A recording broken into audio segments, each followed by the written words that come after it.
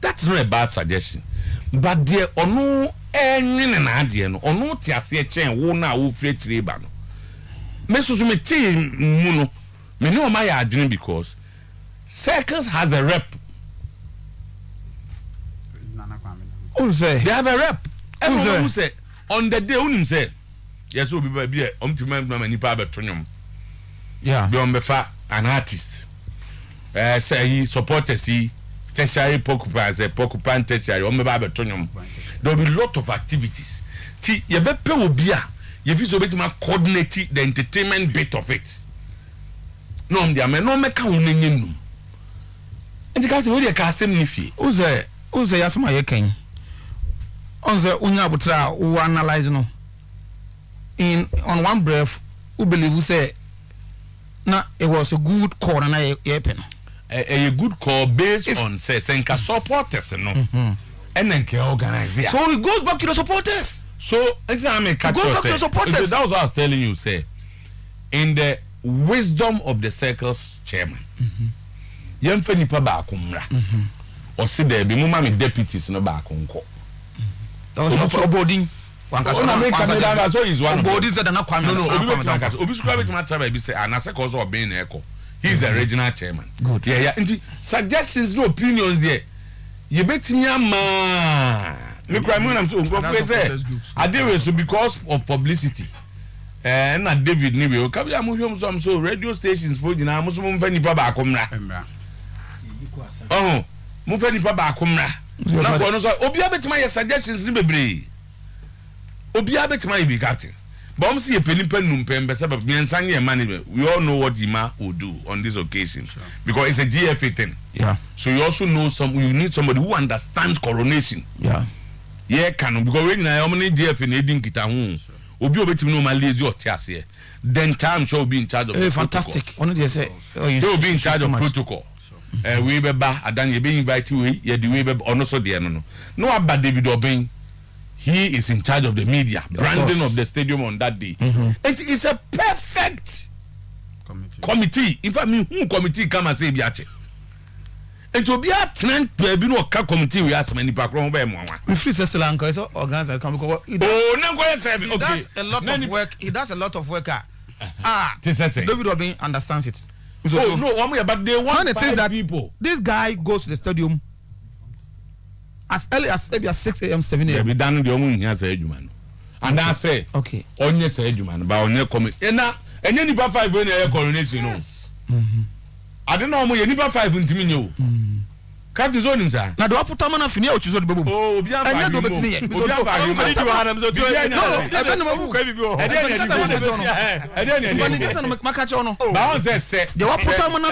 So I'm not blaming the management. Management is not to be blamed. So but the supporters front. So what means all the working base are near development be my tea. Development a lot of development Ghana on the second Ghana almost say presidency and go see Katiri business national service for come the omo and then adwin said the internet nyamema yi nyina ya adwene no obi abetima cha we nya adwenkyere o de mo ye ya adwenkyere but fast till fa man in fan say committee we gina ho yi so obi a san we mu ho e go fa nipa bi abehye man ka me so menya problem with the committee because Big Joe no me hu ne say ono so organization be born the day party. No, why do people mention Big Joe because me say na Kwame Dankom enye Big Joe. So if it's about the organization, me I'll prefer the organizer to that of first vice chairman. If this is a very serious committee. Very serious means what? Very serious means what? What can this is a very serious committee. So if the chairman of the circles, national circles chairman, uniona management see, for Obibra, you don't go and bring the organizer. It's a serious committee. Where Saka next time, Mamusa a unibium. Sure. Say, President Tuniho, my ABC. You send your deputy. Maybe I must say about sports department. Say a Pubiam committee, be management of this stage of your committee. Then the head of sports says I'm not available. And yet, any immediate way and not penny on Obamako. No, I was okay. I'm born again. Go on a program now. Only 12 videos. Only because Brepa Obahas Elias 6 a.m. Ebi na okan. ye do obi an adwenkyere ni contributions or command the respect of the circles our kasa supporters nim say penny pa na e kasa you don't go and organize a be adwuma dan captain adwuma ama organize ama ade odamase but I'm once again but case let us address the position not the person I make organizer man obi adin me say adwuma organizer you are talking about the position organizer the organizer no the organizer adwuma ama organizer no my ade odamase but I'm there some people say Basek no bibiansi asipa hanati asipa wa tino de ono no se me say no am tino deja me mo one ade ni nyina but the father do you so scared ya get to move menyin to as one kai ento aso man be say ko because you can do me front no me buy yes and 1 2 3 4 5 me abstain me too as one kai more than vote buying Tino, Anna, when you fell overwhelming,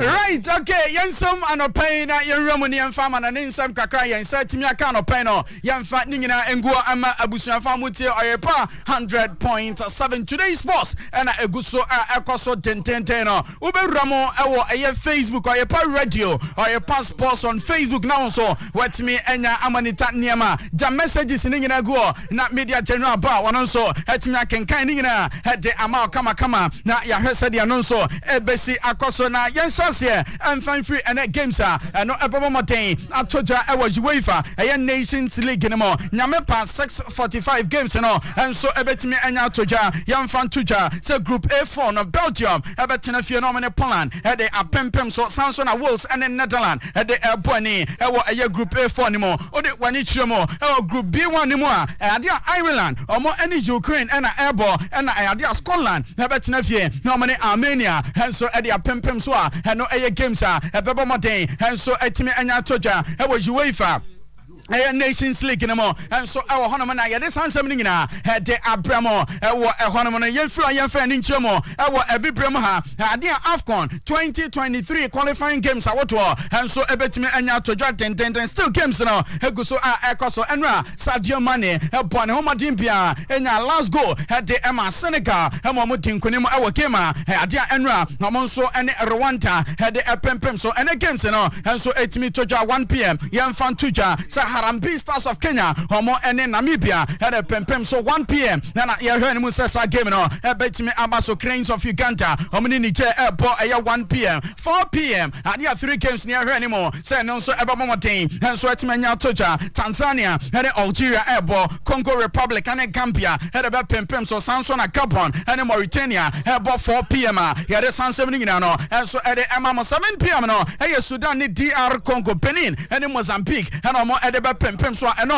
eye AFCON eye games qualifying and said ya wonsem enso besi akwa and ya bomoden enso etumi ediama anope ewo eye dwumade ne so wode wani kyerem ewo ebibrem ansama ene anope eno so etumi panede a yemfa ntugya sa abrante fa Samuel Ivers Umtiti abrante ne sese amene okase wakwa kopiam ewo Jawundi Cameroon ayinkro ehwa na abrante no so etumi nya akwa kopiam a wono so egi nani ebruta ewo ehwa no nyina ne sa obeka abrante no so enya 2 years na we free eye Cameroon ekokopie mu of France wono so atima akwa naturalize henso atima nya diama womo ewo ehonomo Roger Miller wone Cameroonian Football Federation no ewuramuni abrante ne kokodi nkomosanka beya homra mesia kan emfama Indomitable Lions of Cameroon henso abrante friend Samuel Ivers Umtiti wono so atima nya ntiase aningina mu no wono so atima nya akwa kopie mu kuntuhwan anintia na no so atimi ko eti abrante na akwa kopie mu ewo Nifia FC Barcelona and also a dinner tuma had the Emma Womo Honoma no hey Samuel Ivers Umtiti and also dear Kakran and Saka and yet the Emma and a pay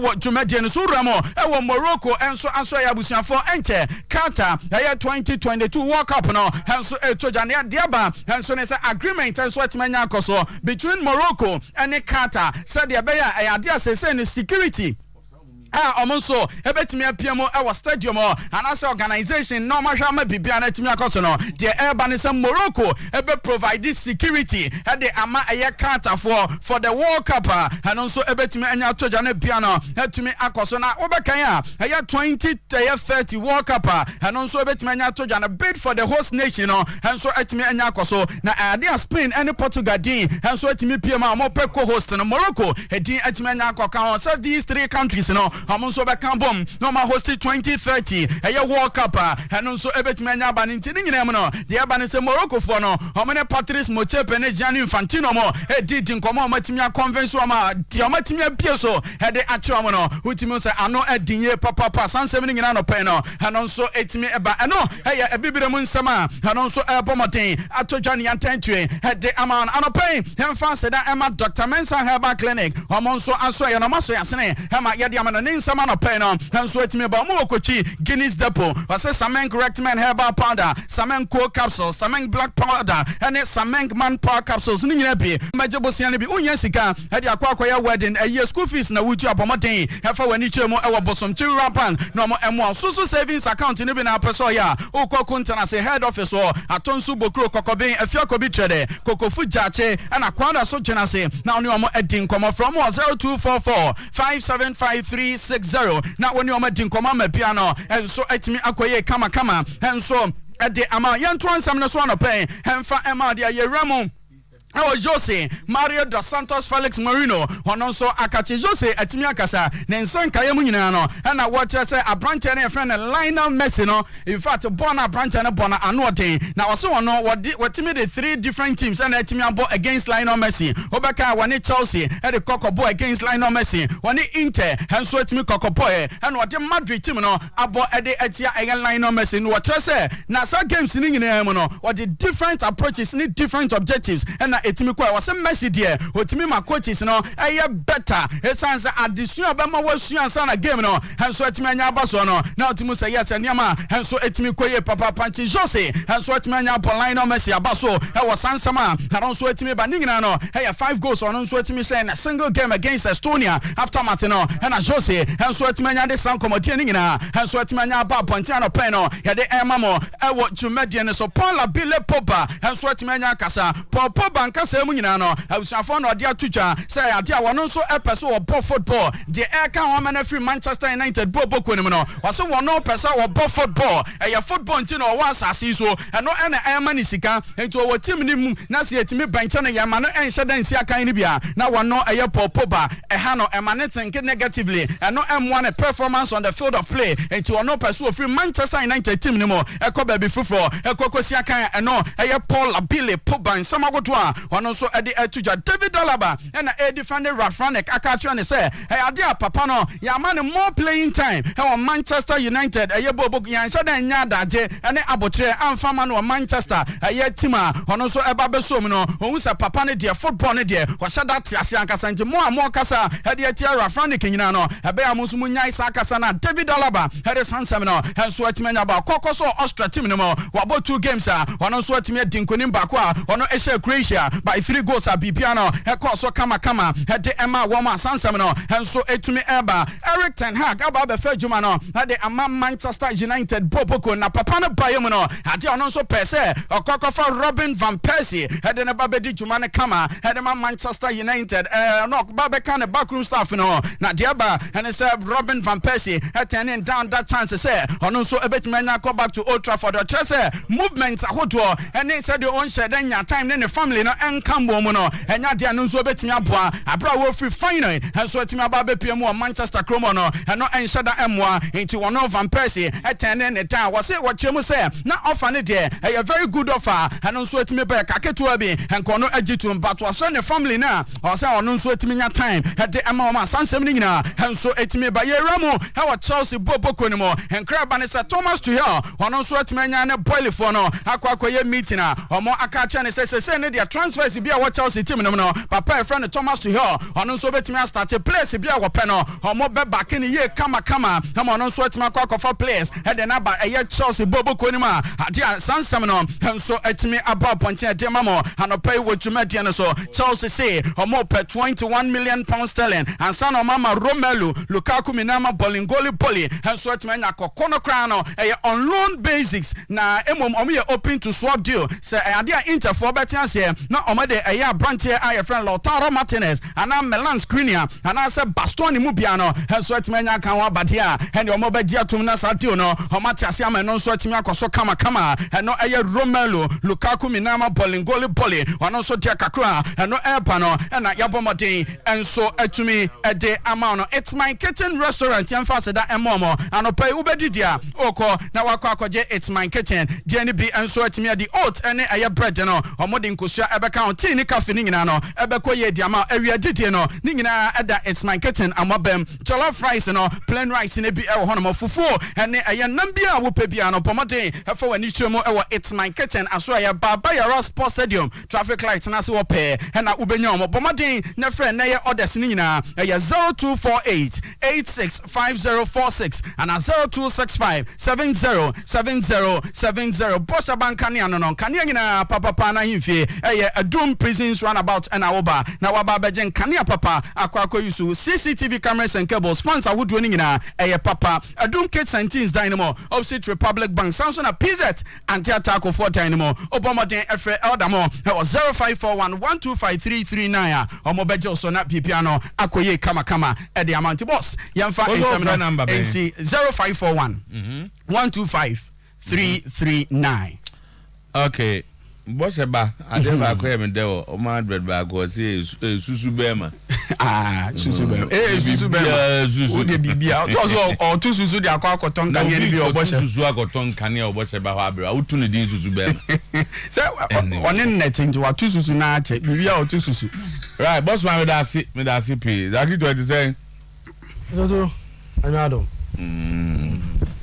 oh yeah oh yes Bajo say enya sa so I don't home foul o enya me say na dey no na ya mama e ka baby nti na aha I start game for the impa no ka baby no na mo ya wia ya nidi ho areho wa chiri sa oh we do de me nim no ho say ya na mo ji nyankopon ne fefo nipa nti ala ya ka o ne so be ba nyamina epe na aba sanete ndi ni dia reho wa chiri o ba se ukosi wia no kai sene na wona ne tie and how any na claim say is not allowed oh and why you try and forget it go ndi nyame pe na aba ona kokoridi so o say nyame be why hot onya nyi obi ma ye no de obi yama osika o maye go ma de nchen me refi the exact quotation o me no ma de nchen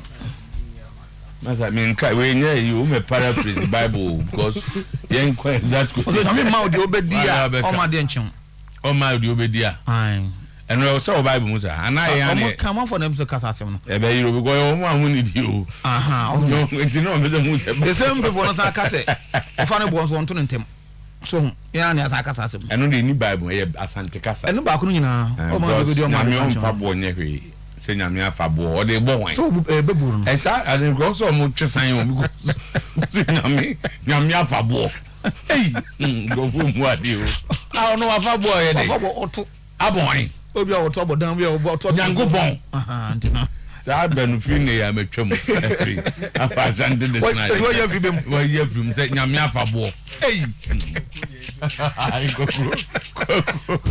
Jack yo na de na ko na ye be we ko to kwa so ye kakra akọ de ho se me di nkomo ben se ne de an sa mehwe committee na o mate for the coronation no go me di nkomo ho pa na event nya the period of the genesis of the formation of how certain individuals were added mami ready wa de aka no say e possible ni beti me jai committee no mami ready o work ho oh we say no me nka say me jet mami ready won sem na de ban then mewura obin sechere in about supporters going to stadium. And a link to the committee, no. The committee member. Yes, a link it. So, member linky baby. In the committee room kakra. And you know how many kwaya nanka my link my link. I see what I'm doing here, baby. Na near then the club licensing no. Or much 3 teams now likely. Say they could say they wonder what jet back under that. And Tibacuna can there between Hearts and Bichim United. And the 30th of this month, a deadline for both submission of like a dear or might be a final deadline. Say teams win Eco Africa. Not as a squad account. It's based on that, no. And a didn't come who comedy coso. What the Cofania brew. Munabri Papa in terms of beefing up the squad. Okay. And it didn't come out it. Okay. Some positions we are comedy no across war. And they be doing come here pa. Captain. Yam to say baba go twam kakra wo Europe. Mehwe hurricane. There be uncle kra ni. Hurricane ya di wo bo modin bi. Stress ka yanko. Okay, so be twam be fa. Ami twam nsa da nyai. Because you say issues na. Ai. Obo modin bi. Na me feel say kotokose obo ye coronation. Yeah. Na many producers ne kind of person. Let's try our best to support it. We don't need support in the big time. Say yeah na efu. And they may cut down in history. Yeah. They're not me and say me name the artists they are, but at least they should try and get 1 or 2 artists be. Almost to my head. Also those days able to bring Lord Kenya. Yeah. Because that time Kenya na na mranti and pay. We so be spending 100,000 kra. Kofi Kenya ta say government be jino ho. Kenya to be jino ho pa. And bibisa. Na Black Sheriff bisa say if the managers near bibi omo mbema hwa ye de. Minim say school for no. School for no so ebema hwa. On say ye party. Of course, yes, of course. A party where ye niji. Yeah. So, a niji. Yeah. So we score results on Vanya. Debbie. And said the only results I could go pay Questiada and Bella. And they answer Sambella to me bonny goes now. Mina Sharks per points in the ground no far. About how mobile home cassette. I got to go back 5 number and GB. Go bet your boss and I know. I'm going to go dignitaries to the old Bubiano. So the old and as who's already and not a best so before to entertainment. You have to entertain us. Entertainment. You're going to watch football match. So stadium and town sound. Oh my, but surroundings and do to call. Oh, yeah, we never be a call with any day. And since so much becomes a Black Star game. Auntie, that's why I'm stadium there turns out. There's almost starting inside. Open rubber money plastic. That be inside the whole can. It be a can. Inside. Taking them years to understand. Bubra type.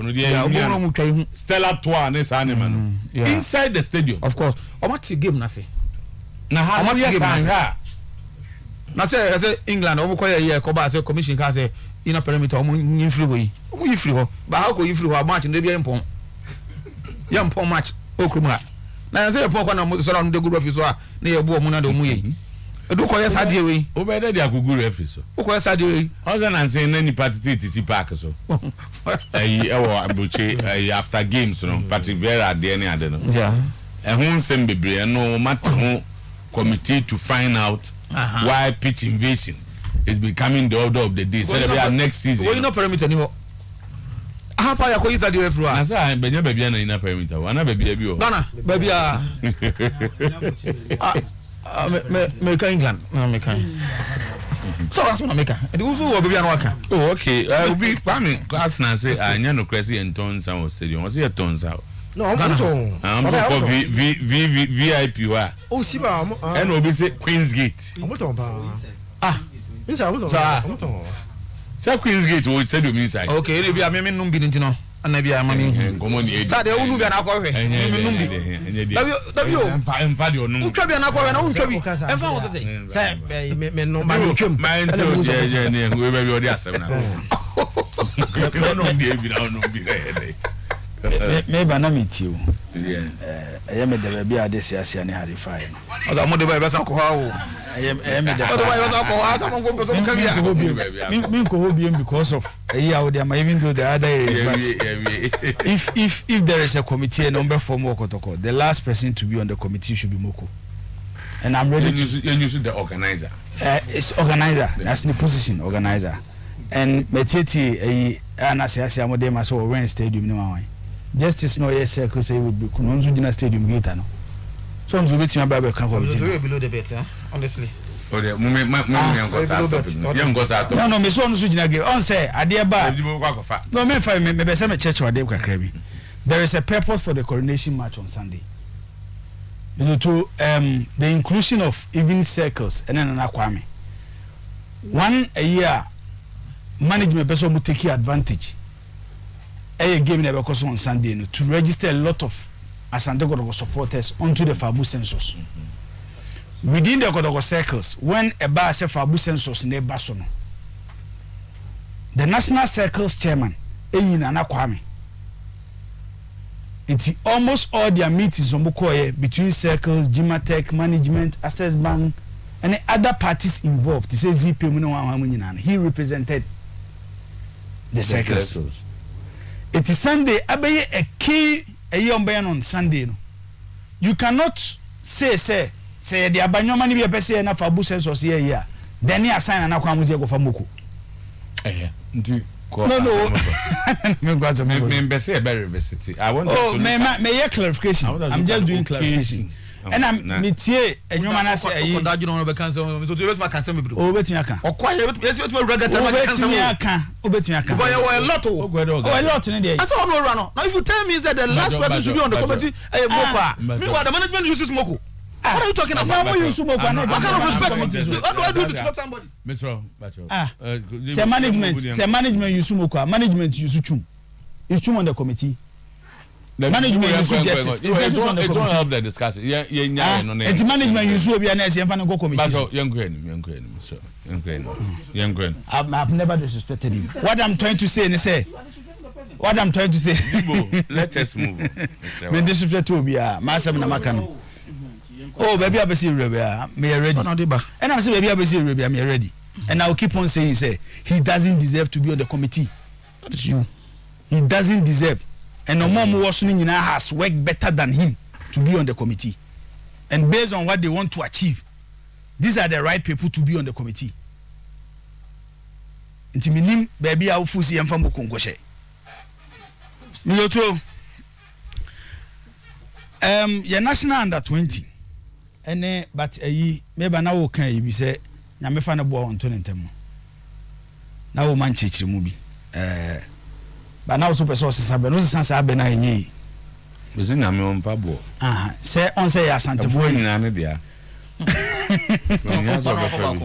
on se so dia de bo se ye bone a mzo to se ye bone a obi betimi do akobosom so obi betimi do akoba bi foforo odo kwa ebia ho na ye instant results ba nyankopon de onye ne de ne ntentem oye bone fafri nyankopon enti na asade for yeso nyankopon de ofa ne boa on to nentem there be no many opportunity to change e ba jo se wote de me chana se there be na ekwa be ka obi dako ye da pem ye mama oh ni nyina se wo bo no mso wafa na me ka se nyankopon de o hia bo o so to bibi o betima ni sase na ade na bebo sa yo yenye wo be ma boda en ade kakra mbese me hwe ne se whilst Kotoko coronation on Sunday and omo call for supporters some Beba Stadium on Sunday no ade ba ko ni me pese Ghana ni bia ne Kotoko ni bia shifting attention koye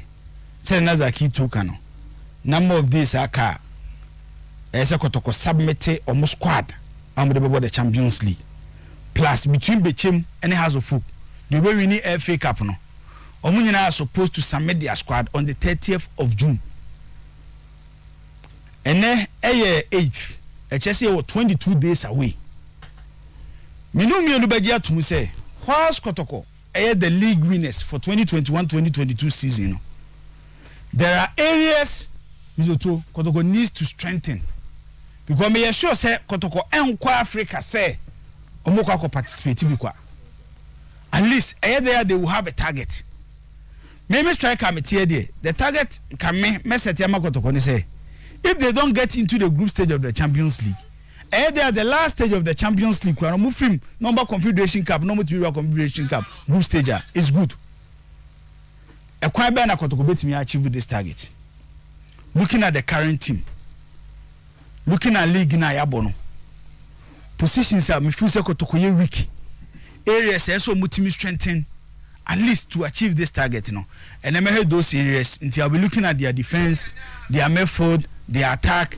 Areas Kotoko should strengthen. Good. And players are me feel say me share league in Ibino. So to me share league in Ibino. I think say the addition will be good for Asante Kotoko no. May Sadia no ejuma ene program. Legend. Mpacha sa ho ya de. Eda radiase. Eno na Kumasi Asante Kotoko. Enyumre na ndi go hu media tobia Kotoko release.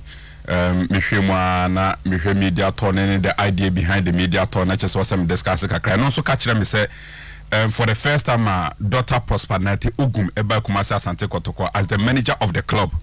The first interview obey in a particular studio no ebekoso on Friday. Legend one be host no pe Kumasi Asante Kotoko for program now mo de eba ye na nramisa kan bi no.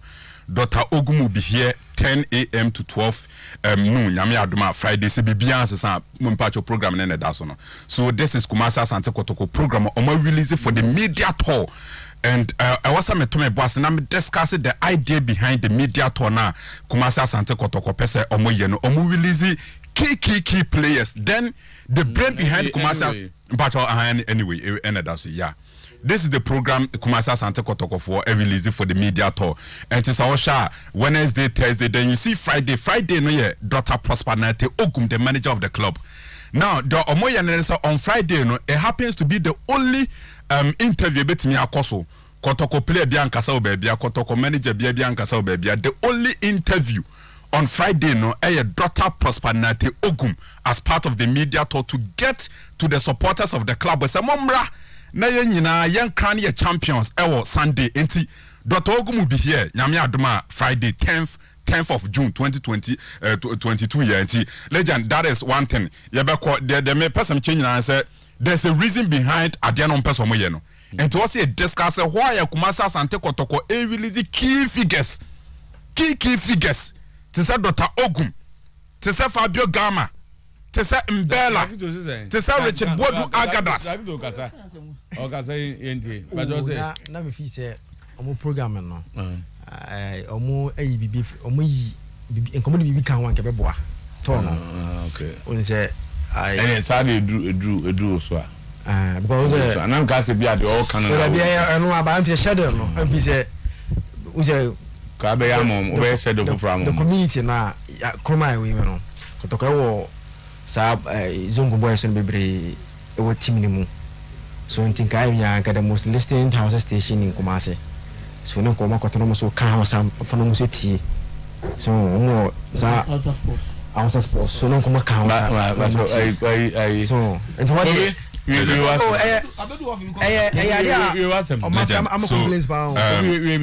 legend it's an area I was saying discussing to get Fabio Gama being released. Legend the leader of the Goken Mbela so Asante Kotoko so be releasing Gama Mbela Richard Bodu Agadas. They're releasing all these key figures as part of a media tour. Now, Omejai, the brain behind Kotoko season in Dr. Prosperity Ogum, the manager of the club. Now, we release on also at the number. Yami Adoma Yaba, Yabeto Yabasena, go into it. So, legend, that is it. Oliver Twist. Saturday akuka wan Kenya enye bad so players no back danka we say konanka be Mbela na say Gama so I'm not sure say these are the only people who will speak on radio and TV but the timetable but I want to believe that when we had the official say yet here idea ejuma yi say chairman Obin my bomb the in a way, and I come near demone, impose some of them and Yomukasa. And yet, they don't do this official thing. Where the Omwaye, Sibia, or Fufubia, bit my idea, bois coronation. I think you can do it. Minister to the head of sports on the desk. Talk about tertiary forum. Me too. Almost about Friday. Discussing. Legend, what to was actually Sibia? Tertiary forum manager.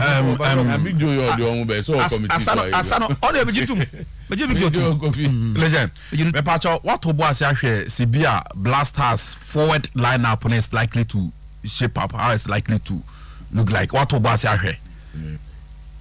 But I want to say it's almost done for the William brothers, and there's what there. Zane maniana ngofokika. I just say confirm answer. Edu baby almost say baako ma and also what it yeah sometimes busy we beba we nationality switch. Yeah na those things I want to get a bit official. Yeah, but Legend their desk screen is sweet. Tarek there so you defender. Na Antoine Semenyo no de na kan. Antoine Semenyo no. No na be bo bi na nse. Obebo bi na nse on the bet Inaki. Ono so ono nya de change o. Dabi Hosen Inaki. Eni Niku. Na de change o. Antoine Semenyo no bobo we no ye den. No na obrese city. E dey no aye o. Joe had in the team aba the Russian Premier League. And what won the team as a striker and brought them to the Russian elite league. Or the team qualified Premier League and was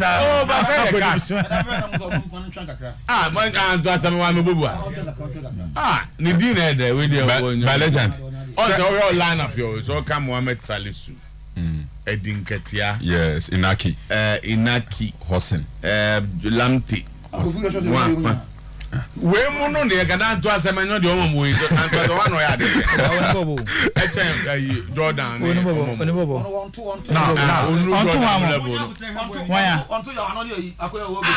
I'm telling you who is here. There be Anto asemenyo okay. Oya de chen Romani no.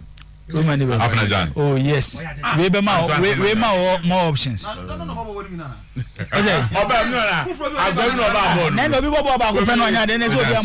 That's the kind of competition.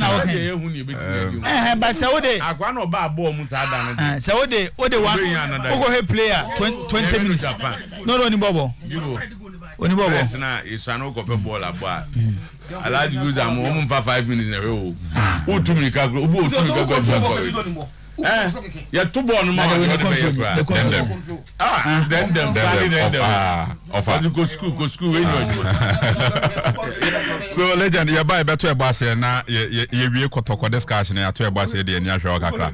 Of course House of Folk a good game against Techima 11 Wonders. And it's one game until I'm say very because now no say the board do yeah the emotions you know. Say Hearts cannot afford to lose. No. And this is the life of 11 Wonders. Yeah. So one person can Premier League, but they cannot afford to lose. Yeah. Because I mean, produce league table now. So so if they should lose today, yes. Nobody should blame anybody again because we are next game call Wafa. Wafa so nya omanya window kakrebi hope and they say I'm someone 34 points make 11 Wonders yeah 2 Wonders have 34 points and he say ulusu we na ko lusu eno a. But that time, I was 35, if I get it right. I was 35, I choose also, the baby against Kim Faisal on Sunday. Tried the so they can't afford to lose this game. 11 Wonders, the team of Mutia Pa. Mania Brace, Diana Obiwa, and when we see a team be, and Division 1 club be owner be. And make us say also, no. Well, decided team no go and go say team na chibim.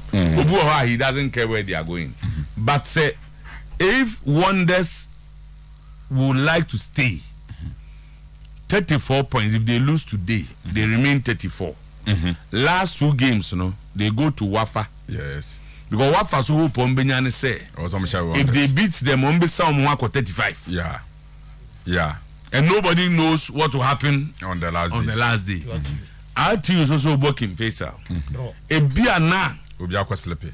Ebiana RTU are 3 points. Yes. So they move to 38. Working face is almost 39. They need just 1 win. Yeah, no more. And almost hope the best for RTU no clear farmer or more. One say Kumasi Legon cities. Yes. See, me 11 wonders for. Has also 11 wonders more lucky because I did see Kumasiana or my channel. Agitated. I'm a coach, If you say, and a house so almost want me and your now. Not the so-called top 4 ambitions. Yeah, sleepy off. And the match, Yeah. I want this one. The interview are granting player another player's interview are granted doesn't look good for me. As you saying, on office say some senior players in the team, and influence the younger ones. Now who is the best 5 teams? Ghana, wonders anchor home. Then so those influence now from senior players now. And I'm team to me and pay for me. Okay. Now only. As a say, wonders comments about at the end of the season. Wonders knew he will survive. But when in players, no, what happens to them? So wonders anywhere. And a player on the back. Wonders an investment. Player walk Otoko, offer Nani and the back Otoko. No, but 2 or 9 or about 8 talkers on the Kotoko. I just forgotten the name. I want to play and also complain. Say, me for that. Baffle. And also say, on those Tachimani, Nanso, my name, Papa, anyhow, no, Bonababo. I don't know, but the uncle come comedy. And why they are not comedy once or camp. I can normally come comedy twice. But I'm not only one any day. Salary Emma, Bibia Emma. I don't know, Ama wonders any touchima. I had especially to the players or more every one on Pokra and my many papa, every touchima or yet touchima in Nino or struggle to survive. It's the manager Kansas in way, not chief president Kansas in way. Not play on the Kansas in Williams too. If I'm going to anyway. If a good development, it's good. I'm going to say, you can't because of the send skill. Okay. If I'm going to send any nice, you need your already as go. I mean, now need Yasu ni papa to the embassy moon. Oh, now maybe former president coming in now to make economy also now for me. Okay, and see, you have a banner about everything. Okay. Ariam clinic accountant legend was in channel. Ni say o greet me small. Ni or chief ya pa. And that's where wa wonipa my brother ya no bro message see from slide and that's slide baby slide in a farmer. Like na farmer or bring message but me sure say bia on saka I'm in saka slide or celebrate birthday or only a bit diabuma na ye day and then the samru on farmer and the samru slide send the message ni send the message na ye plan papa slide so what say to me okay and that's so you be call phone no so what say discuss kotoko na be din come about Go TV 4 ye no repair ye nhihye bia ye pese eno so ye di hu nkomonne na ye ready because ye bebu sansem kakra about Go TV na say wutimi twa questions na okay dey dey chire ebeba Zach ye just any enkoy you see sir oka league no relegation hu sansem any wonders has match and then no araba kwa na me hwe sisi aye what wonders I did season you 15 home games mo to ba ko pay o wow yes and me hwe I'm shocked and that was their first league game against as good I na efi and ajo question mo fan say 1-0 just me hwe I say how can a team lose just one game at home against as good? We are drawn on those. Drawn on those pa because we are drawn they drew against Mediama 0-0, 1-1 against Dreams, 0-0 against Wafa, 1-1 against Chelsea, 0-0 against Kotoko, 0-0 against Olympics, 0-0 against Legon Cities. And it's not okay about Wafa no. Wafa ko draw 0-0. And all Wafa need is a almost slip to there. The offer he answer my shop no head to maybe to omo. So there and our way. So even today if they draw against House don't go 35. Now we can offer shop 35 Wafa every time head to head. And to omo den offer you more free. And so how the permutations in there no. For House of Focus no. O share elite table na say tough one akwa no. Omo so eslepo a. There's a likelihood say omo hwe ni a they can miss out. And that would be a total like bad season. I think who wrote off on one. It makes a 7 season kakra. Sign it you are in the top 4. Because Omo has Eddie Omagino 53, right? Yeah. Second and third 50-53. Mediema then anything sort of a win Hearts top 4 no it looks difficult because Omundi has a season 48-46. Oh, okay. They are 4th. Yes. And Carella. Yes, the same points, 48-48. And at Chelsea. And at Chelsea, no 46. Chelsea, I wouldn't tip them to be in the top 4. I'm saying the only challenge I has been faced by Carella. Because after he has a Olympics. Yes, Okobo Olympics of here. And the last game has here. RTU, Tamale. Sorry, Accra. has last game. Are you any Olympics home? When the Olympics home. Oh, okay. When the house are likely to. When the Olympics home. Okay. And we are on my train. That's the RTU last game. Last game, Tamale. This is our Accra. In the RTU visa area, then they go to. So it's a must win for them. Yeah. Accra. Anyway. So and the relegation party is very interesting. And now we see the mood now because now who is there for a club like RTU? There are problem. Man, is a coach or so the coach isn't a good coach. So Coach of professor. And say I like good and I can say buku corner. RTU and good coach. That mean Is that it now? Okay, say no. It's not a good. No. Is that you? No. That's me. I've not been. What's it? Tank on your good coach. Good coach. Minkas why I don't have that. Member about what that. Zakito. I've member I didn't go far. I don't know. I didn't go far and doctor and the PhD in the bio. Oh, say na Only no after my check okay. Like but me back Kofi the blabun team in on your inside. Again ma okay me kai pa vividly. Yeah. Ade ma Zakito kaka say academic doctor no. And so a doctor. Yes, academic doctor no. No PhD okay. Yeah. I can't say more. You remember that day's discussion? Yes. And then also had you in coach. It was about about performance. Papa. What's had you in coach? They don't have a coach. So today RTU are struggling because of lack of a good coach. But you have said before say Sika anything. No, say Sika. And maybe as well Sika they kwa no munya bi. Oh, now we do discuss that here. Anya na nuana omo clear omo salary na ma. RTU ena na omo clear salary ma ma so too. Coach is the problem. Are you aware say how to sit now? Coach na ono yesi ono embo man survive RTU no. O Sierra Leone. Asa mo ko fa na munim. Nya no fair job no. One atam ne school team no. E do tournament to Sierra Leone. So they are two different. Ana when you players ni be free team ni mu. Be 4 of the players at the account. Then allow the team to be struggling.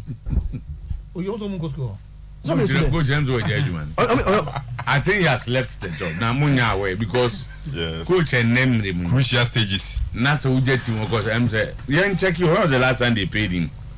Mummy checking in now because coach for a coach to leave his job at this stage of the league at the survival stage. Sierra Leone. I think say no. I'm saying school education person school education is in coach now no.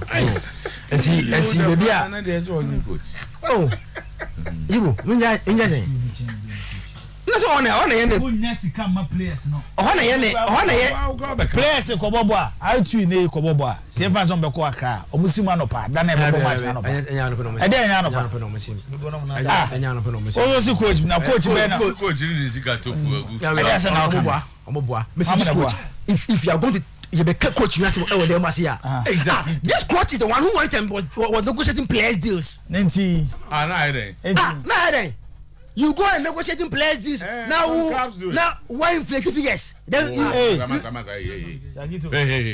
Inflated figures. Exactly. No. Do you know why the board left? Let me give you one of these one left. The board. After the first round. Mr. Sir, Ubitima Kamasem. But to impugn this on a respectable person like that. Also academic. Bacho. Doctor. Reputations are difficult to build. Doctor or academic doctor. Ubitima say on negotiating deals. And there are some clubs coaches sitting and are part of the negotiation. And on your bonnet, but also on inflated figures there. So that's not fair. Academic doctor. May I not ask you to withdraw it, but you know it's not fair. When you know it's not fair. When I have evidence, HSS that's the only evidence we have. But that's not fair. So that's not fair to us. Only evidence we have. Only evidence we have. But all the to us. We are not interested in the evidence. Academic doctor. Hey. We are not interested. We are not interested in the evidence because we don't need evidence. I have. But say the bad say legend can say we need be an then say because academic doctors and ban or can I called yeah, he has a master's degree, but only PhD. Yes. In fact, as far as they remember, he has not even started. And what I say, or any PhD. He's not presented any proposal yet. So any proposal will be accepted. You know, but I don't know. I'm going to try. I'm saying, you know, every day. Okay, like you don't make up. Also, style. We are not having a phone. Say, many message we So, it's baby, club regional. I poor coaching because I spoken to about 3 players. Omunya agitum say coach no more and so any. Because I see now they give him the history of the coach. Teams are coaching the area no more. He has a history of after coaching every team they get relegation. So they have history of Okobe bia no mawe, Kobe bia no mawe. Eti teams be mpoma omogu. You understand? And you know, I hope say players team go good. So players that's what we. Oh, say has the team go good. Yeah, there are exceptional cases. So and the players now I say on Sunday there. It's not about coach method bia or more wakobo heart out to beat Kingfisher on Sunday now or more make sure say the club based on factory will survive. Now you see and I meet here a bit you know, means what's no one with me about my etika cra. About supporters a coordination how they want to go to the stadium. No, voice and car about my etika cra.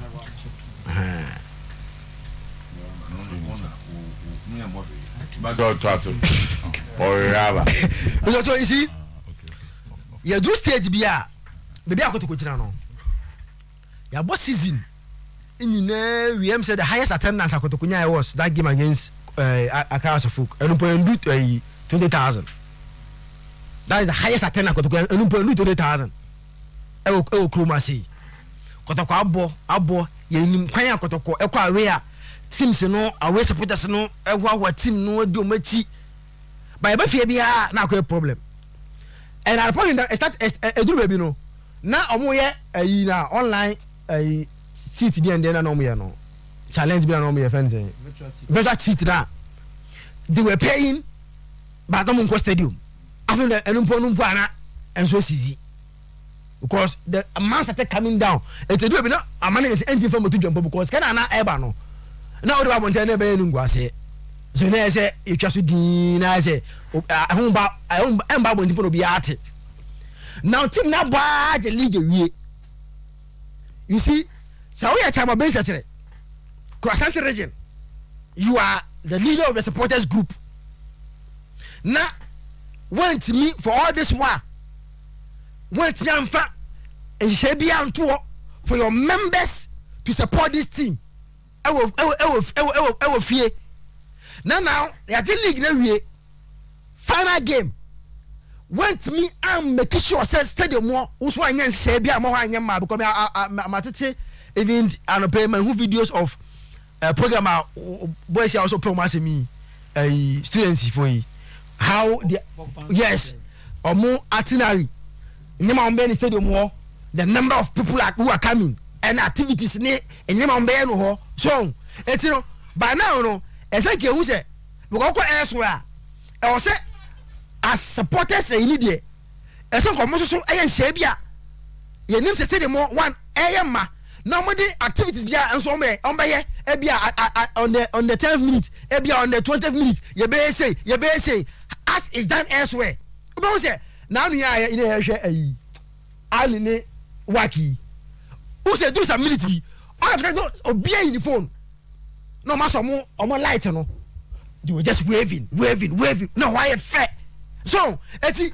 I think say o your ben search no ben search we the committee never and say unzo mo no Nigeria na kwa me mu na e de circles no suggestion be ko na omu aye oben search dey say obede akwa bibi different from what is planned.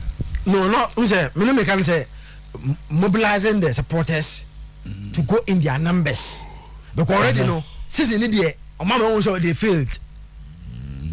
failed you understand they failed and so honum na o hwe we supporters leader there say we bia to food say the say we because antina say no be me say omo say oma free is that what I heard say omo say oba and no oba na free be ma wo no oba beba be ma no Otuo sika no that the understanding I get is that okay the understanding I got was be ma na twa VIP na VVIP and you betimi aka no we bia mo partner then betimi akoba wonko na oba de abeko popular stand and oba no unyia se e ma na nkra mo ye below 12 years unyia se onu obi na beba there be wonko betimi okay then the impression I got was on say oya no mai fia we do them mai ma from on bitu eskaninya ba bi ntina so what they usually do ne say accompany net say be ma no tick na ko say 30 cedis are 15 ti say ma wo krom ha giga so mbeba stadium o sa adana ayo mo mutu eskaninya ba bi ntina but say and so evidence on beba abaji wo nyina afa hey no my obi ade ba ko a on say on that very day no ampem da kwa ladies any Azakes ladies everybody super cup final there on say no they are not taking anything the man beko and another way to attract the ladies 3 o'clock I know you 3 but omo game no mo bon so bi ko 3 no ko tueska na he's paying for the kotoko elimination game but the side attraction ebine ampem da kwa na Azakes ladies and so mbebo stadium Baba Yara Sports Stadium and so mbebo no wi ansan okay okono ku champion da ko amu game for kotoko na elimination game and it means that game no omo declare say free yes a free game that first game and it's like a part of the coronation match na because one Sunday so omo the be just to get numbers to come and say bia mo fi say bia the game no just immediately after and no na kotoko match e ba no e bia abe man kofo aba stadium on time ne kenya tam no be perform na obi say ba so me na me suggest am musicians no artists there so the artists ba it doesn't need more than 30 minutes so occasions like this your month say there be a go match dey so obo 2 to 6 no artists obene na mo ye no atunyu mienu bi no okọ won say na ye packed yeah and untimi na ati playing more than 2-3 songs cra okay and by almost tim be fam sure and I'm say obitima me ma be betimi akoso I say minim whether they are going to release their program to the public but yes e be hu activity no e be start 1 o'clock say 3 o'clock and pendakwa versus way 5 o'clock say ahead of the game be a players on grab be say and the committee ne competent enough to give us and also it's still a GFA program that's one thing we should know and also they have to collaborate with the GFA yeah because GFA also no in terms of the almost almost the fireworks for instance so yes general secretary usually yeah also over usually yeah also over mostly the FA deals with the administrators of the club. Yeah. And because the competition here, FA competition, and we didn't go to committee, he managed that no. Okay. So he will be dealing with the FA. With the two. So to the mechanician. Now more what they want to bring on board, and the FA being the main organizers, no. They will arrange Sanyo Manyaman. So interesting on Sunday, Mr. to say, stay on Nyama, honestly. I was say, all these guys they have to resign on. Massa, Jaisa. Oh, Jaisa. I didn't. Since the Nyama will be resign. I don't know what is more. Nyama Stadium, Yamano.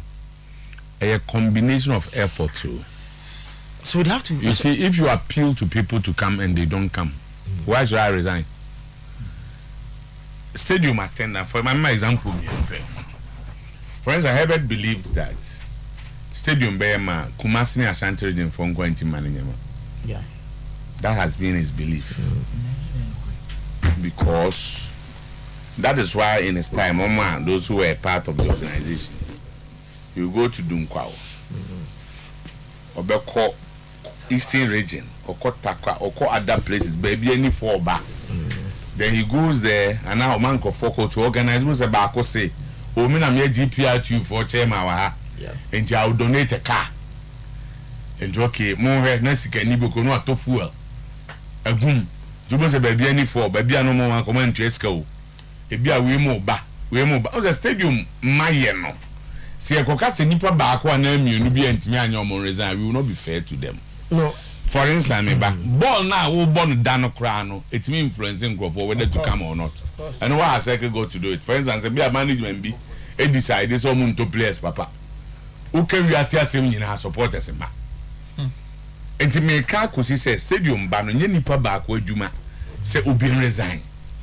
And they may say, Maybe I feel maybe I could do it.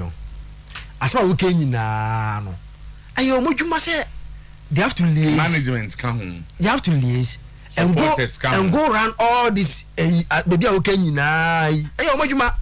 to go and agree with and you. Appeal. I agree. Remember, you must say TA. A beer for Tommy and I need you to redo the bogu. Do you blame Circles chairman? And the Obia were a role to play. Yes, we are TA in our discussions. I was see a car, some bit me convince people to go. Circle for Bayomodia. Management will play their role. Obiawo, me know ya Johnny say they have a role to, but the cast will be resigned. We go park and we may not be fair to the person. You see, we can't also afford to play that game in an empty stadium. You see, so one occasion, about the most embarrassing day in their life, say, how much no? Yes, sir, they will come. Say, yeah, but that kind of game, no. Not sitting, it is the horse. And you know, as management, they have done their part of their job. Their part is that they've been able to motivate these boys. I get yes, some year beyond the league, you know. Even when they were not coming. But still now, as management, yes, some year boys are motivated. Coaches are motivated. Any resource no my I'm a resource number. So the can say we are second chairman. We are regional chairman. We are here. All star regions now. You can watch me now. No, to get the numbers. A basis so say a free o somebody you have to get the numbers on Sunday. Oh, Baba responsible. Captain. Maybe I'm starting free. Maybe Zakito we you know. This problem about on supporters not going to the stadium no. A national issue. I don't think say Kotoko Nkwana is so far. Even at this stage, Kotoko supporters who stadium they are the best in the country. To say na, I mean fans say Zakifri say Park Anyama some reason Kotoko still maintain say Linkiko Sunday mami. They are the best. Medeba. And I'm impaired. Medeba. So the woman say, and I'm happy say now work say a quarter just circles. Because me, my belief when they say some management manage a team they also manages the supporters. And no any call responsibility. But in order to get the most out of them, no, you also try to veer into more businesses. So the beya ube get you on board. And so now they have an example. We all saw those times and then we see it. But times differs. And they are different from Herbert's day. Maybe if you say factors, how many people costed them? I be able to count more than that those days and Herbert or 20 years back. It was also so if it's indeed say the European football games are affecting them big time, and now the American fans most of the leagues no, yeah, and I say all of them yeah. And no, it shouldn't affect us so much. So I want to believe we say I set the circles, the management, that's all my forming the committee no. Or we now put it or more ajunibom no to get the supporters on board. I think say yes. Because the supporters and American, even in a worse situation, no, they are the best in the country. But they're not the best that's here in Nigeria anymore. So I expect to say wait there. And a game wait there. A kind of movement train. At me about the team. The effort of management aye. Yes, I still believe the management there now. Say, to motivate the team. The supporters themselves also motivated the team because in the USA for almost circles. Now me hear the best Agada Squire the best player the next year of no players were getting some money from them among other packages and so the supporters on their own way almost Juma and Kaya management so Juma. That's why I feel that the management also will have to do a lot to support the circle's leadership. Now, almost supporters no. Extra mobile stadium. Because the American say a idea so be the European football excuse her. Most of the leagues say Misra Abanawiye. Now say all the leagues Abanawiye. The concentration is Kumasi Asante Kotoko. Waji League, Baba Yara Sports Stadium. Our experts said the dignitaries will be there to support us no Emra. And then no more that today say Madi Ebe Kahwa. So I think it's a good thing. It's a good thing. So I expect the supporters to be there in their numbers to support Omo Darling Club, Kumasi Asante Kotoko. But the team, I said the management has suffered a lot.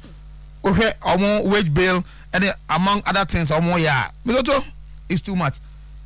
Now me the Kwakoye Kotoko, and this time this season I think they will do more recruitment. For example, the information that I'm getting is say Moro say it doesn't look likely say obesity Kumasi Asante Kotoko. So information I mean no crab so I think he had a Belgium contract and the family cry interested to the extent that no papa free say unless Asante Kotoko ebetima money bibia are you closer to that deal else boy no so Jan Maneko. I don't know how far Omumbi agree on something but aside in Bella will be a free say it looks more likely say on the because of Officer Ebano. So I think say Kotoko will have a lot to do in terms of recruitment. Where the time frame now, I strongly want to believe say ABA management not start BB. But as to when the monies will be available for them to pay to get these players on board, squad no. Somewhere between the African is what I can tell. So I'm hoping that all these things will be done and Kotoko will be good to go. Mr. League table no. Now we can say Mr. Wafa. There's also more interest page and I strongly want to believe we say the interest not buy because someone who say oh yeah last but two. Now some people say yeah 18 league do the 16 position now. So to ubetimi akam because of Ashanti Gold issue no. So to Kaiser issue no. Oma appeal very timai. Oma appeal. But the reason why me feel say Wafa all of a sudden what pushing her up we gonna look like say a group of not almost ya jatum say as a relegation obako. But per the results of Benyan baby any last time. I know a push you more closer to Tima or just above him, above them. If I just born again, on fat table not so. I mean, bring out on fan Casimir. It means to say, hopes all is not lost. Because in case Asante Gold or more appeal no unsuccessful. Tima already 16 no, I become. And then I want to believe that you're in league table no. There be discussions. There be discussions. Discussions say has going to play free more. The third division 1 for now. Or be second. They're gonna play off for them to get someone to come. And then direct say as go free more. Wow, but the system become. Man first say because no your juma. There's a hope. 16 team will play off. Me what? There's a hope. And now says it's either Oboko direct or Oboko playoff. So if there's that playoff, I don't know fighting. I mean just position. There's a playoff for me or automatic qualification. Playoff for the 16th club. No, for the 16th position. Playoff for that. Second was zone. Now or no, I qualify up direct. You see, I think the point is that there's no decision yet, but Captain Point is say, Obeka part of Omomo Hope no. That's Udi 16 better than 17 and 18. So these are some of the things me free say. I'm me free say the comment being run by the president of Wonders. I need the player no there no. Any encouraging no. Ahead of that game no. Okay. But then House of Folk Mr. Coach Samuel Buadu. That's how we use also. This is fourth. Make a couple months, make a couple of knocking around. What time no copanti? Yana we. Never to me we. Cause Samuel Buadu, Mr. It looks like say ni faith our House of Folk no. She say you need some. She say you need some. I'm telling you something. At the end of the season, House of Folk this consortium, Mr. You're from say the Cincinnati Hoffenheim no. They are bringing technical directors to the country. Almost never advise House of Folk as to the way forward. The technical directors of those that consortium no is flying down to Ghana. Ombeba Abehe House of Folk. No man recommend it. Who should be in charge of the House of Folk team? What does say Coach Board no better now? And now say Ombe advice against on a state there no. Mr. Otuo is very eminent. Based on what House of Folk family, you know, now said the handlers of House of Folk think Coach Boadu medal on somewhere in the season. So it doesn't look good. I don't think so. Medal. They believe he medal on to a certain. They believe it's a House of Folk team. No, there are a group of House of Folk supporters. Not some time ago, not too long ago. Nah. Almost expect to say the management now no ever failing for them to take over House of Folk. No more issue supporters no. So it's started with Coach Costa Puppet Pencil. Why Coach Puppet left? How they were able to get Boadu on board, and actually how Boadu started dealing with them. Those people are consider almost dealing with supporters no. No, just supporters. That section of House of Folk supporters are. No more canvas against that team. Supporters say some take over the team. No, the whole thing is that who said that they thought say Togbe for team. Which people thought say? Those detractors no. Omo House of Folk supporters. Supporters. Omo House of Folk supporters. They hope he say they will fail and they will take over the team. Said the basa. How can supporters take over the team? Said that's the understanding. But they didn't know nothing work it. It started from time House of Folk supporters chairman or resign from the board. And so and near one of my behind the scenes say Nanka the resignation no ebe share Costa Papich a resignation na other board members be almost free say even though but they against the system almost about resign na mass resignation no article down to the supporters no more revolting.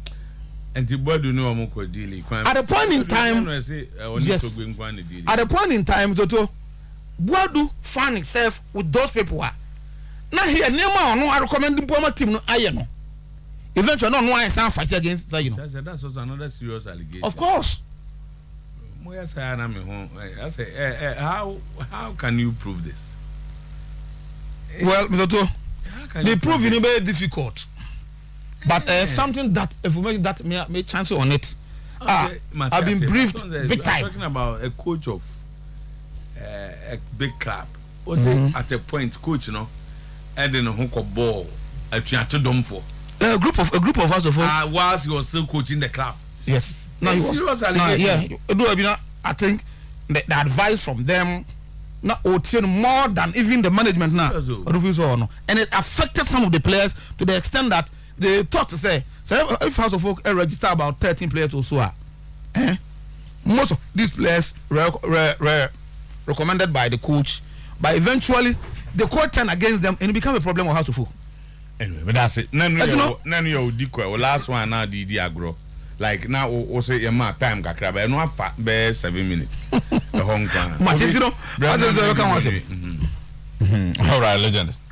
That's it. May you run to Miss Kumasa Sante Koto na omo person omo kono. Oh yeah. Say it's about that. What did they know what about? Oh, me TV, but I just want to discuss it because of the idea now. I've heard Anglo say it's only 6 radio stations. Nah. It could have been more because there are more radio stations in town. Obia in a way has contributed to where Kotoko is now. And it's over 6. Now Ujebi Uma, that's not fair. Meaning so what is me should have pay attention, but I've heard that and I've also read it. Yes, me should have pay attention, but before I've been as a kid to crab a kind say Zuria is no in Zongo community. No call no more counts. Can also that's just an outcome. And I'm complaints are no that's a legitimate concern. I mean say ball yeah can one say me ne amemonia adwen to ye church ye to adwen obi ebi ameka say na David create o say obi a ya anwe ho and ye muma ye players be ba ku mi no bi o mo ka awza kasa no enso nko because at the end they want people at the stadium. Yes. Me what I say and tibia die to me nwane say o enko for na e nwane go o de bi amafo ke Zakito no e go fi me tell about the media tour no matete bi kakra but just for attention for all you know e bia said there are a lot of radio stations. There are a lot of radio stations here. TB so for all you know it to be difficult say each and every single radio station bit me nyasa you know. But was obi our opinion sometimes you have to respect it. TB me ankasa no say that's very excited about Prosper Ogum. Oh very very omuchi ntonto no so ntonto yeah ntonto no e penya Prosper Ogum yeah since born again mama Prosper Ogum doc na me starting free so okay so I like it faneto so sir my doc my doc na so see na me pick story in free see legend Kumasi Asante Kotoko de omu program na ba kwan person mo fa so o kan Pentecost me ba be mo hu me ma time me ma Pentecost for numbers numbers Pentecost for so mo do so chance or be organ oh yes okay Pentecost for numbers no numbers it's a who general election at Pentecost so for catching members on problem Pentecost numbers okay hey you numbers you don't need to be a church individual church yeah yes be a sorry back say be compared to be a presby Catholics Methodist presby to God be the glory oh you remember started oh my voice oh my God be the glory hey David to God be the glory yes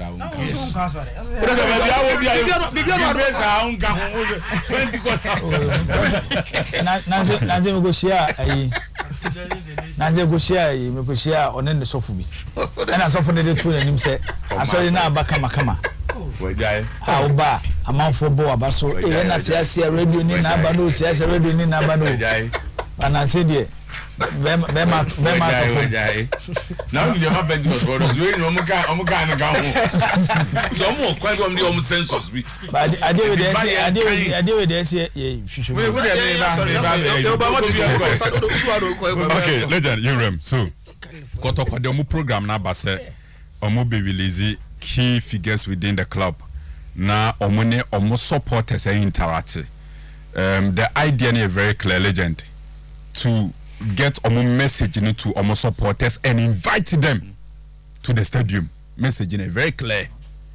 Doma in season na no omo ba no omo supporters na nyankita hudie kakra. Na through that no omo dey invite omo say on Sunday Kumasi Asante Kotoko will be crowned champions of Ghana Premier League. And to Mombra no Mombamba be support omo. Now Legend, mine now beba ha on Friday no Dr. Prosper Nate Ogum bona ge de ma doc na ne de wasn't person me kana wasem kakra. Legend, this is one man oba befa Kumasi Asante Kotoko. Period obefa Kumasi Asante Kotoko. The kind of recruitment and management and so yamano. Very good recruitment. But a baby anam kasa se mufia se eyana enough from say players ebeba Kumasi Asante Kotoko for the first part of the season. In the early stages of the season, no more buy no more glitter. E fadema omo. And to say yekofa about 13 players at the Kumasi Asante Kotoko, new players. Now they say new players and a certain coach. Now coach need to mean the best out of those players and also credit to coach, you know. A Chelsea coach Juma. Players are no more about top flight football in our Premier League. Any Division 1, Division 2 players, as I saw Modomoma, Dr. Ogumina, he was able to blend these players and get the best out of them. This is Dr. Prosper Nate Ogum. So, Papa, no? Just a minute. Yeah, sorry, I'm doing this. I'm very interested. And you claim free on your 20 courses number 1. You don't need to be too no crowd. Number 1. Omo members no. Omo the maminya numbers and number 2 here the Methodist the Catholic Church of Ghana. Research research. The Catholic Church of Ghana baby and third year Presbyterian Church. Yeah. Presby 1.7 million members in Ghana. And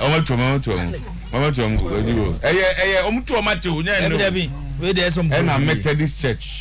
Presby 3rd. Methodist here 4th.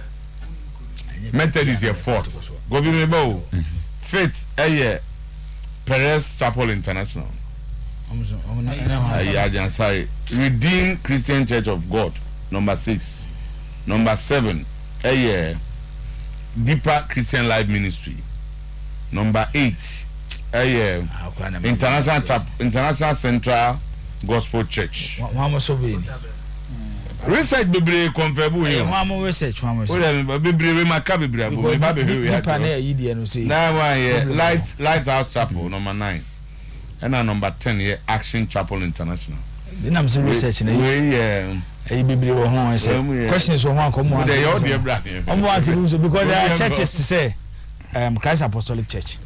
CAC. In English here. Hey, you to jai. Okay, Legend.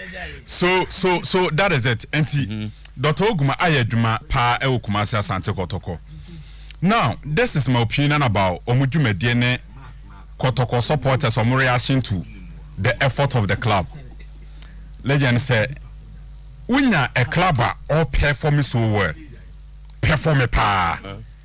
The ultimate in our football here, and it's on between our Premier League. That is a ultimate. So maybe a broad Premier League is well, unless it be a African there. But in our domestic competitions, there was no pa. Any what Kumasi Asante Kotoko says on my agenda, that's the Premier League. Empire was ro. Legend said, Omoyes had then and as a cost stadium ko support to Omoa. It's an appreciation of the Omaye. Said Omaye no, a so many more Dalmasi. The other way is a one quite just said Omoye and the same previous and so many. Getia no. Eti Kotoko cost stadium, that's a stadium, a full to capacity. Legend a chese. The management and the technical team. Any playing body in the air, no, a so Kumasi Asante Kotoko supporters any. Se stadium ye empty, a chance to be previous and say league no more general and you're more fair. Now, Papa no beba on Friday, Legend, with 3 games to spare. They are already near 3 games to go. Oh, hey. Now, Dr. Ogum at Ghana Premier League.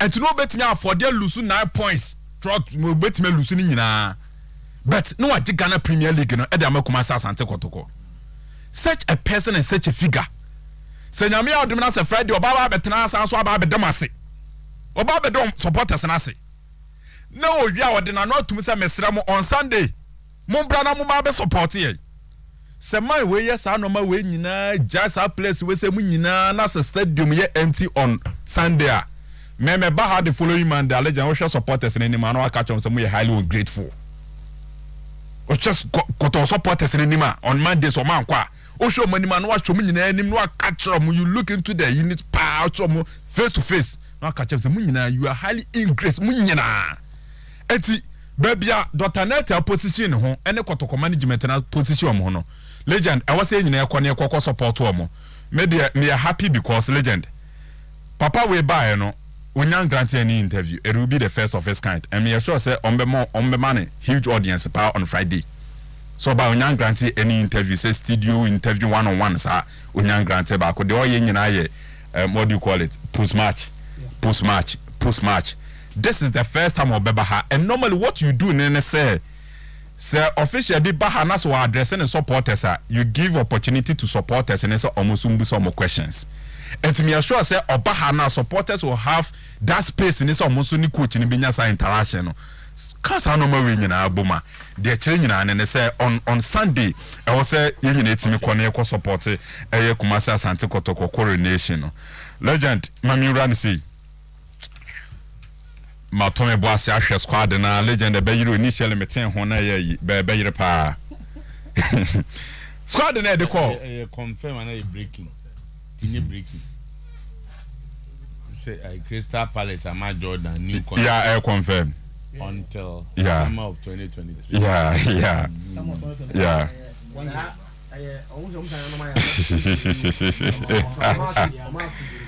To 1 year. Legend. Yeah, co tournament no Cameroon. Forwards are near 1 year. Strikers near wingers no. Benjamin Tete Kobe. Joseph on a cocoon to a man record no. Joseph Pencil Kamadin Ishaku Jordan Ayu Dede Ayu Legend. You see? South Forwards we say no, they were part of Ghana squad and they call Cameroon no. And I can say Afnejan Abawa beka ho. Semenyo Abawa beka sa squad we say ho. Then Inaki Williams, Nico Williams, Hossein Odoi, Baba Beka So me first have 5 players with the carry one. Menya about 11 players here. We more forwards and kwa. Some players ya make come once me, they are all forwards.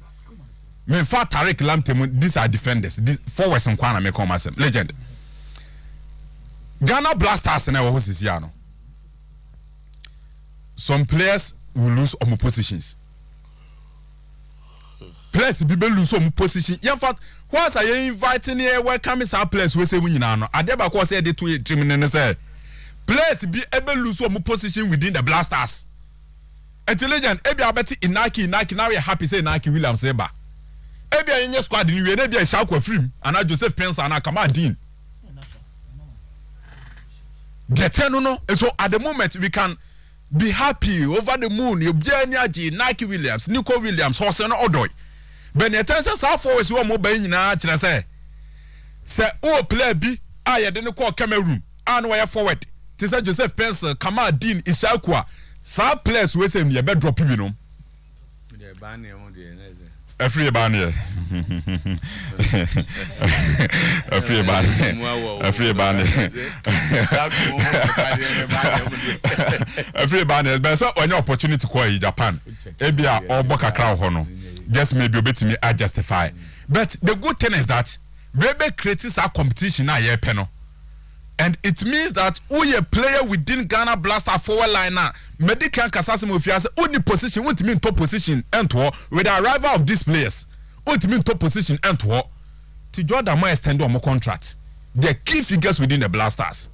Key figures within the Blasters. But our guys, we say, they will all have to battle it out for 3 slots because watch this new technical team now. legend omo babia they go with 4-3-3 and Ghana Blasters anim on a bear 3 and to say Nike Williams or na horse no de ho Jordan or ho Dede or ho Afnejan or ho Kama Dino ho Isaac ho ye be 2-3 also must start. So that is the kind of competition and omo creating in my opinion. So much me managing it becomes very healthy for the growth of the Blasters. So legend that is it for Blasters in India also. That's it. You young boy na CAC for say Pentecost you home free home. I say Pentecost for CAC money buy CAC International. Maybe I'm basing my point on research and why I need the figures out there. Research no me hu parameters no. No, so nya ba ko. Me hu a. Oh, on say e bia na. Aside Kali ne dey no. On say there are churches bia omo occupy positions bia no kwa me questions to ask. On say me ba obi wo ha asori bi wa akoya na acho odi. Nina e ba year so go for years bi wo so a okwansa na be member no. You have to do this. You have to do this. And they will also. You never be video or a cambum. I know. It will also more for doors to change. Sorry, be all Ghana. On the Pentecost, no. Pentecost is certificate Ghana. It's not your power your home. They call outside. It's not Pentecost establishing everywhere. And yeah, also your biometric. Yeah. Researchers now. You will be some questions.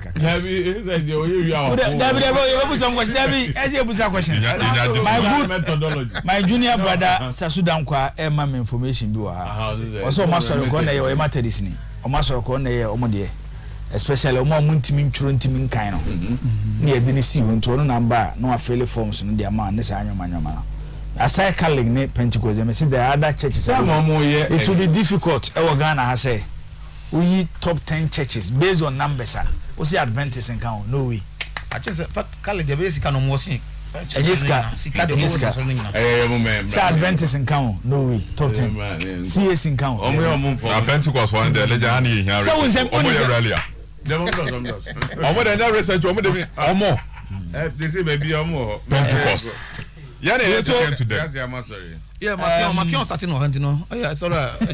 President batted on. Don't come and President batted on. And go for Adena. Remember history now. Yes. Are you trying to say that Deeper Life has more members than the Seventh-day Adventist Church? Maybe nyam na me come. Yes, we've been in a residence. I'm sorry, but anyway, happy birthday. What's your Methodist? Maybe I'm sorry, I'm sensitive. Pentecost came out from Apostolic Church, but not Christ. I'll say Pentecost free Apostolic Church, not Christ Apostolic Church. Christ Apostolic International. The Apostolic Church. Apostolic Church. The Christ Apostolic Church. Presby design. Third on Apostolic Church. Presbyterian. The first church. Was Christ Apostolic Church. I work a different thing. No, Christ Apostolic Church. Presbyterian. And no one Pentecost free by. My father, yes, my father, no elder of Pentecost. Intimate, I know. If you are a friend apostolic, the Christ Apostolic. I saw they would deem you know, and go Ghana ha Presby and a bass comedy Basra, Presby, Basra. Inakini onia Nico Basra. Ebe PM Ghana no. Medidun komo kakra wo mo. Na me feel say these are some of the ways I bet me used to convince these boys.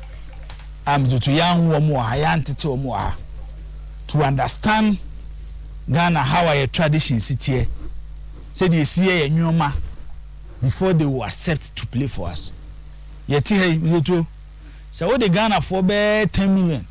E jina wo sisi na do mko America na se ko wo mo America. E mu be 99.9 million. Be ka so be so mo America for. E mu be 99.9 million. You too. O me ka so be so mo America for. Because me say so the Ghana for 10 million. Na fancy wo mu nyina wa America. E mu 99.9 million 9.9 million. O mu nyina beka so mbeso mo America for. I mean that's a say. Dem pese be che ni say. E ho na de chen ha. Say do mu si o mu nyoma wo ho no. E ye chen ye ha de no. Oh nyani. O say 9.9 million out of the 10 million. Okay, bio. Because me say me pese me Ghana ni. E be bia wo ni nti ake ko wo ho na e do bank abehu de obeye. Oh.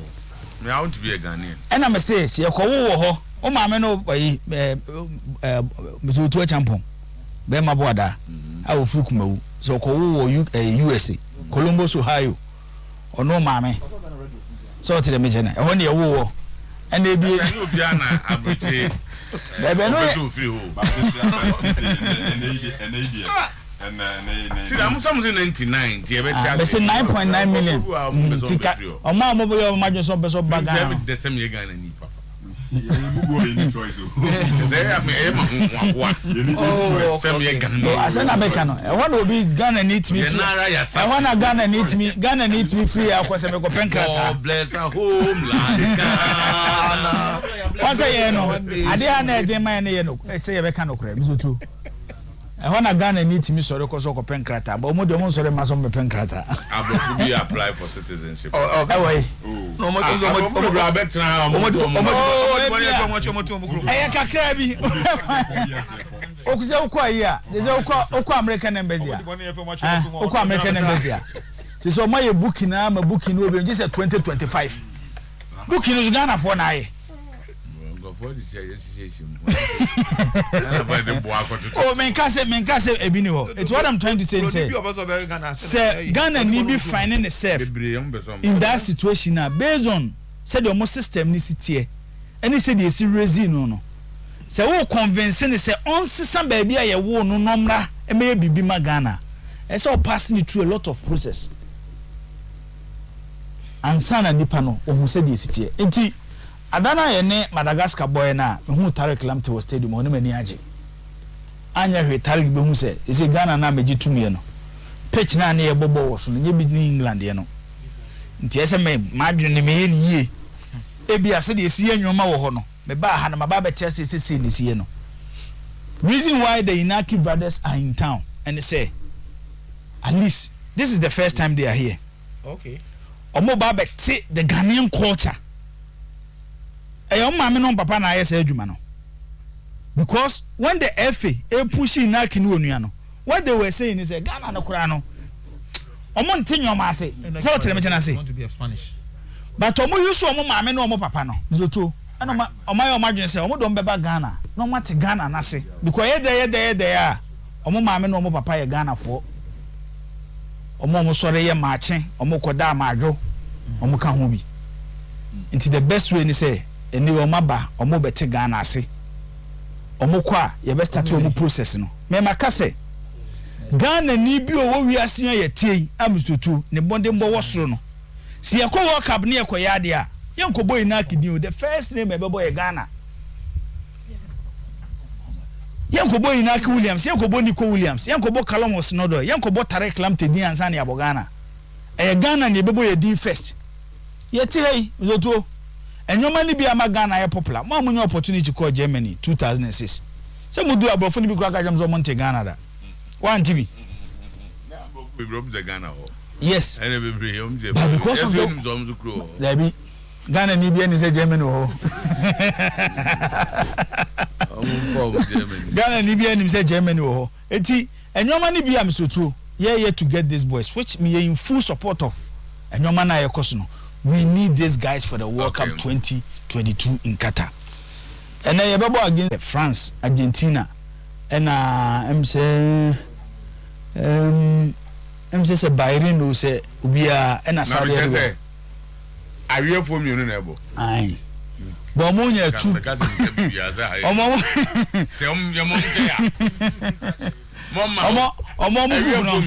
Group no monya 2 points. Yes we are nyabi. And yes we are nyabi. But they were in a more difficult group than the Ediano because of a group now Venezuela, Mexico, and Indonesia. By FIFA Youth Championship standard, no, and as a FIFA organized competitions, and any youth organized competition, no, France, Argentina, their level, and they in Europe, it's difficult to find any country produce better talent than France. And they are Real Madrid that could 300 million, Chouameni, Monaco. Omo de kofa no etu show omo group na ohwe de na omo so omo no omo go to difficult group asema mpesa me kan say aso obi aka na no atum wo Karim Jito oba esi ebusa na questions because Yakwaje Africa under 20 no. Ewo Mauritania no. Fatao de bizoto before Fatao be ko tournament na. Me makasa Fatao by Ghana is standard. By Ghana is standard. He's a generational talent. Fatao mo talent na intense. Eti ba ku bi ba na mizoto. Ba ku bi ba na mizoto omutima. Na ba ku bi ba na so mutima mizoto. At least me feel say one we have to ask coach a friend say Karim Zito reason why our tournaments mienu and from the 2 tournaments emubia no otimi qualify from 2 tournaments emubia no otimi qualify and from these 2 tournaments apart from Ishaku Fatao none of the talents in this tournament any yet me promoted into the senior national team Black Stars ba coach ni to obi an question no Felema Bafo team bear and all. So what because Fatao, even before the tournament, scouts were all over him. Scouts were all over him. Yet Ghana ha Sporting Lisbon scout. Aba befa boy or Clinton Diodu, ewo bechem, edene ko Sporting Lisbon. Karim Zito so convince you say obi a Sporting Lisbon befa no enye qualify to play for under 20. How? Ni akan anu atum. Edi enti na ese ma na to aduma no so ba. Hwe nim gwa se odi akomaye. Dibenko. E come nim Bechem United aya dey be this season am to mebo maba so. You see a ball last season league ni we mo di 12 with 42 points. Team ene one ha asebo no. Sometymer 11 Wonders. Iwe last season league no.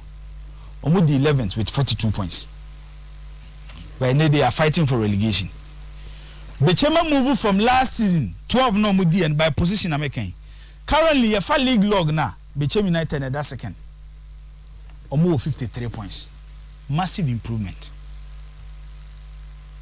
Has our money Sometymer 11 Wonders elbow and eno mizoto. Last season has CG league no mo win league no with 61 points. Omo win 17 games, omo draw 10 and omo lose 7. Omo share 45 goals and omo concede 23 goals. This season, as a NA Ayakasa has about 31. Omo Sometymer 11 Wonders no be equal number of matches other clubs abo, which is 32 matches. Omo win 12. It omo move from winning 17 matches to 12 matches. 5 games. It's not over. Omo draw at this stage and I'm here. At this stage, omo draw 12 matches. Last season omo draw 10. Last season omo lose 7 matches. This season as a 32 matches 7 na di kaba. Oje points omunya na last season has near 61. The best has ebenya from ne kopim say league ni beba na wie 57 points. That is the best has will get because I got 3 matches for House of Folk. Meboa. 3 will give you 9 points. Currently they are on 48. Yeah. 57. It will be 4 short of the omunya last season which is 61 points. It's a show say the standard almost set in the last season, no? Standard number form. When you compare the current league leaders and the champions of the Premier League, Kumasi Asante Kotokwa. Last season, your ball league, you were 53 points. No man, sorry, 57 points. 57 points. Omo winning 15. Omo draw 12 and omo lose 10. Over this season, omo winning 18. Omo draw 9 and omo lose 5. Big improvement. Over number of goals, last season, Kotoko share 37 goals. This season, Kotoko share 44 goals.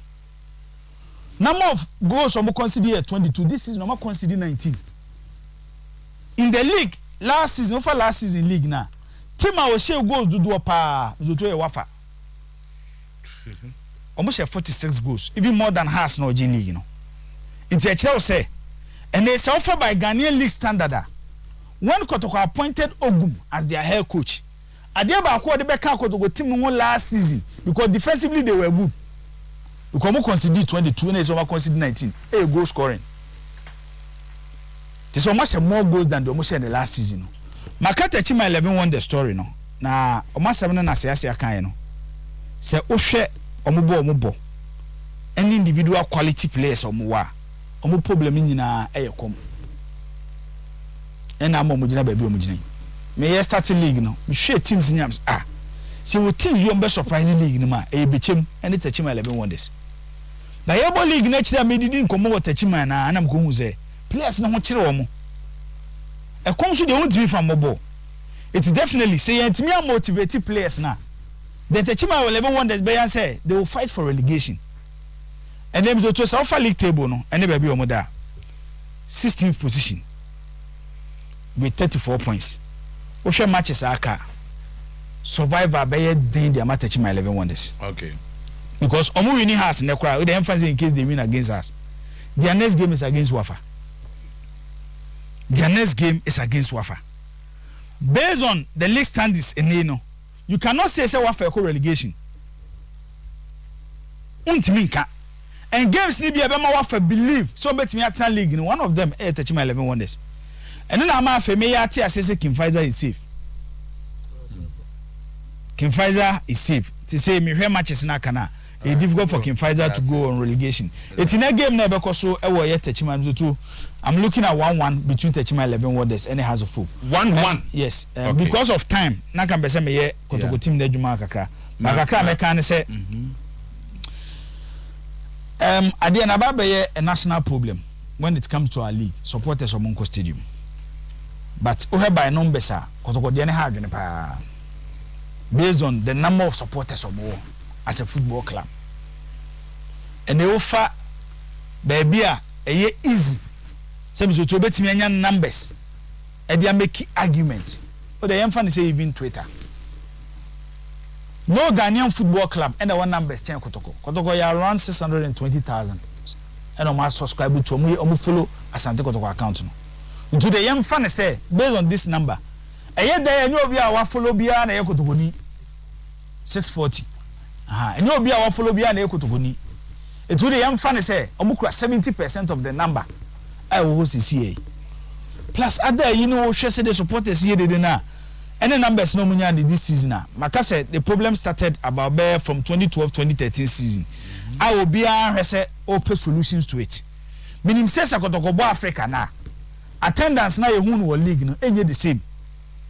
The stadium will be full. Etin obi ye no use Blasters in Nigeria and they Kotoko ne early bo match of Baba Sports Stadium. They might even get more than Blasters in Nigeria.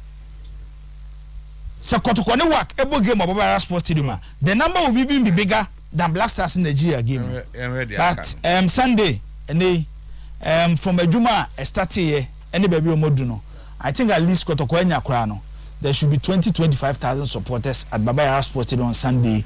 Mboko support league na Kotoko wini this omo ebeba. Baje boatin say bajo omo me Facebook omo me handle me na yen kan we ntwam fast. Na afi emfa de aka ne so say ope enra high position or say amanfo I'm chairman okra nti na all the suggestion me baseka kwesiada no konko boase nko commentary because omutie ne commentary kra na jeb no say osra mama hari nko oboase na onko commentary mpi homra mbeso bi ko monitor yeah no I don't feel so bit my head.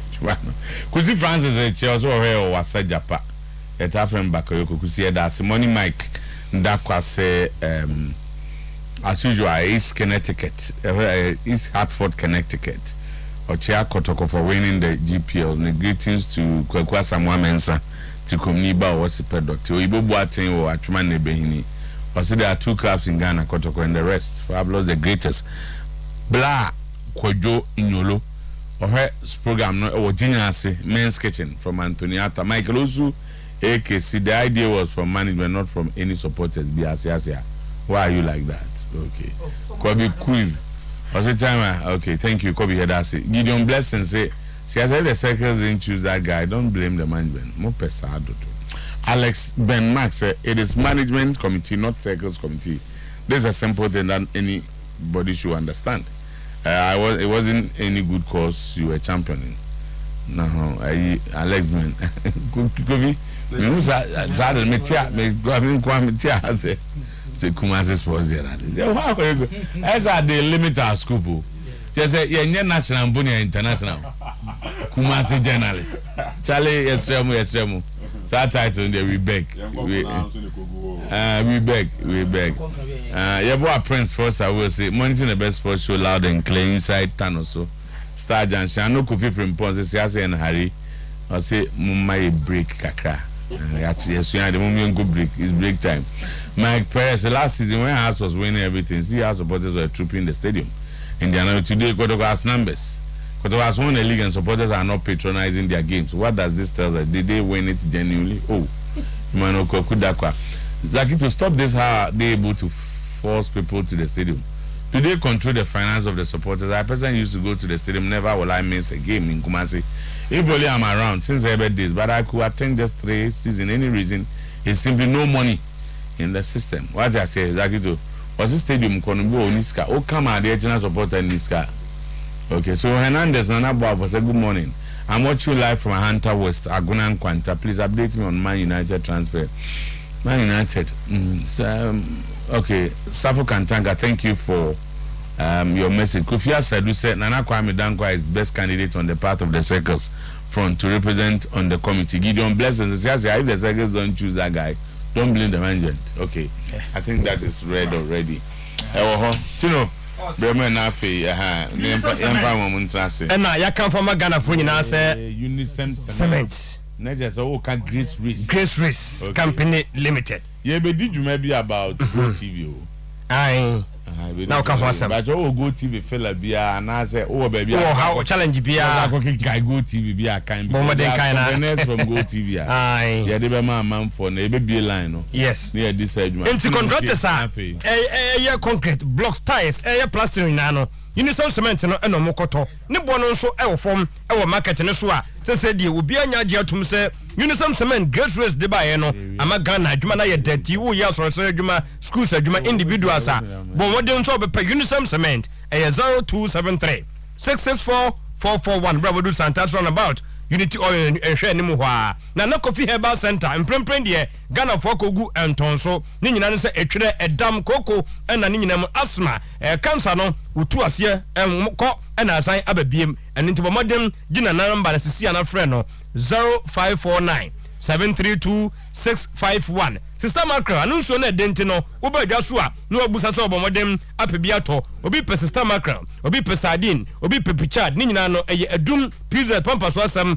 na making 0244 361 919 Posini na drone no yemfa nya abanwea o ni nyina ne system ne strong wa yade bia ntimi mfencha na water form sanso na infections tipaye obabu ne nsanyama nkoyi a wo se wo pe Dr. Sharp na reference imbus ano na wonim Hospital Square Junction Dankers Popel 0246 2084 96 21st Clinic wotia sciatic ade no a omabua etu ase nyina e de ama Ghana for ye de mfidie ne hwe na ye bia na etu ase de ama so to mpa no wo na afi adwodwo na nkokom diabetes hypertension ulcer gono ni nyina no kowie wo ehwa na chese afa radio ntwo no mo 0540 311 311 bomodin fa Ghana card no bowura quick Credit and Investment Micro Credit Limited. Tia. Kwajobusia akosha adwuma no mu fatu aso fatu atuaka ompe we na apede we no collateral bia na chese obo modern yese ma anya obi ankosia wona me ho akere me Ghana card na wo de kopa busia no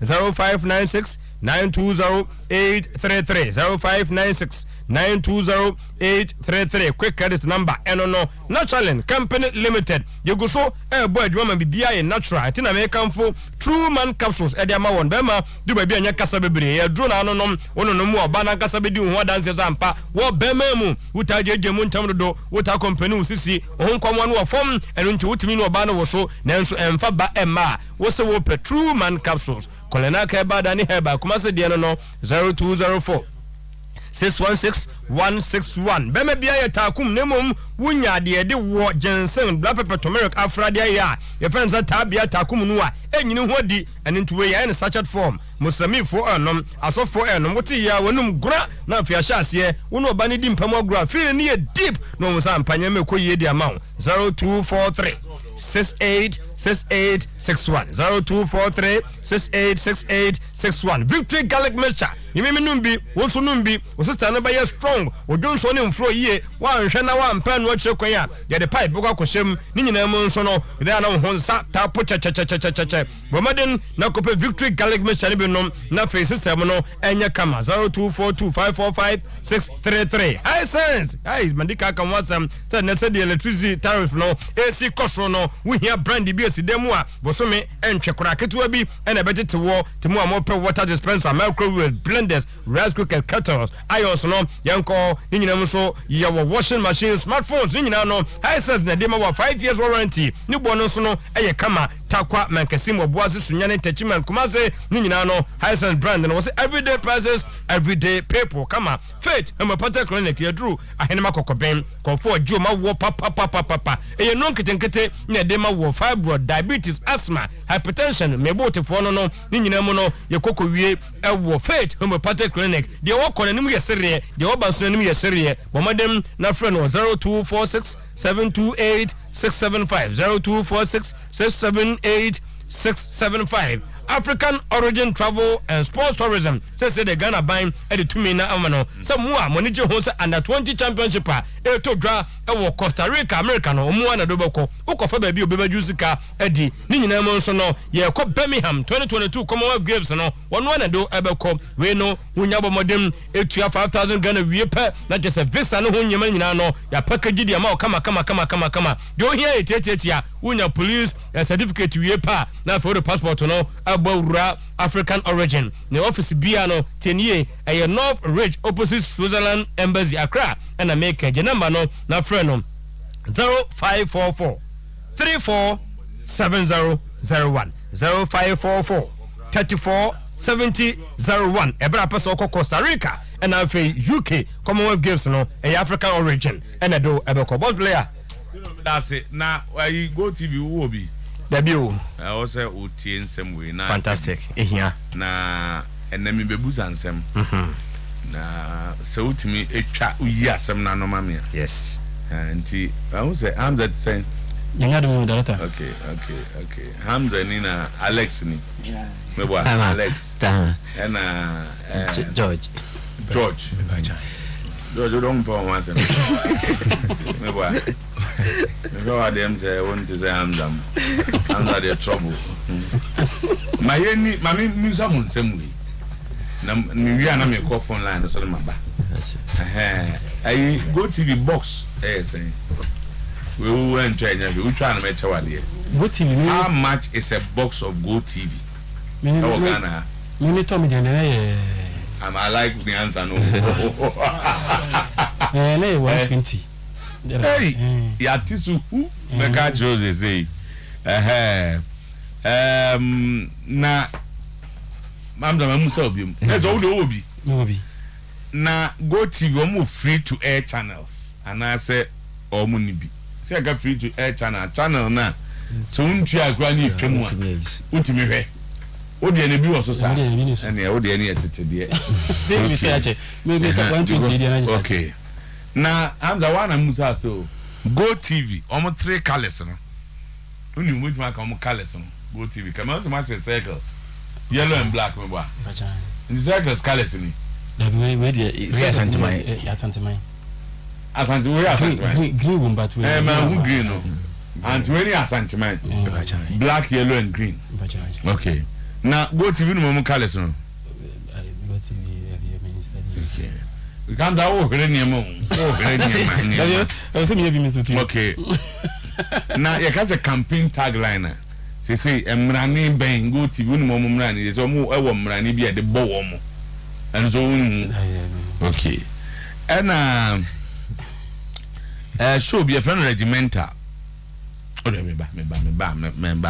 Obi ba bo go ayema bibiro. Alex, box no say. Time me say obi ko to me na so 85. Yi oben hu. Na 80. Oben hu. Okay, almost free to air channels. Okay. Alex Echawi. 3 colors of Go TV over time. It's a blue and green red visa. Oh, Tabako. Now, campaign tagline on him. Campaign tagline. I say, when Rania for so the who can go TV and I just since ultimation baby. One man who by the why are there? Anti. Mammy, funny per me, no power, man, so me and me and because many 3, na me penny per 5. Many 3. And my men for 2 count half a year. You hear your phone line, I have found. And that's as any and Casanem say, or more picking my phone, or more. That's already the question is, Ruban man, what I'll say, how much is a box of Go TV?